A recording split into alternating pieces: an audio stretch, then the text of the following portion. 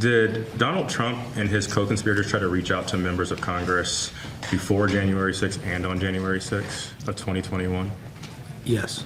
Can you tell us a little bit about what your investigation uncovered regarding communications with members of Congress that's related to the attack on the Capitol on January 6th? There was pretty extensive contact with members of Congress.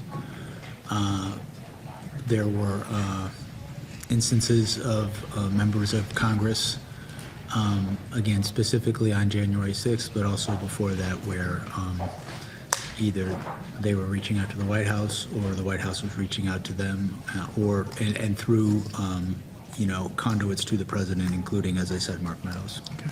And what was the nature? Let's start with before January 6th. What was the nature of some of these communications with the White House or with co-conspirators of Donald Trump leading up to January 6th and members of Congress? Well, it varied. Sometimes the communications were relevant to us to show that people were telling Donald Trump that the things he was saying were not true. Other times, they were evidence of the false nature of the things that we're saying. So, for an example, would be there are two voicemails that Rudy Giuliani left for senators, and those voicemails show him saying things that were not true, using knowingly false claims to try to get those senators to further delay the certification of the vote. You just mentioned that there were instances before January 6th of members calling the White House, and I'm summarizing, to basically express that some of the claims the president and his co-conspirators were making were not true. Is that what you just said?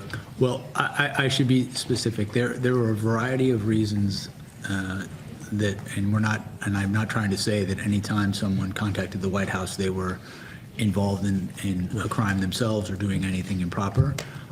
But how this conspiracy that was trying to stop the lawful transfer of power, how that worked, it was important for us to understand. We had evidence from Department of Justice officials that Donald Trump said to them, just say the election is corrupt and leave the rest to me and the Republican congressman.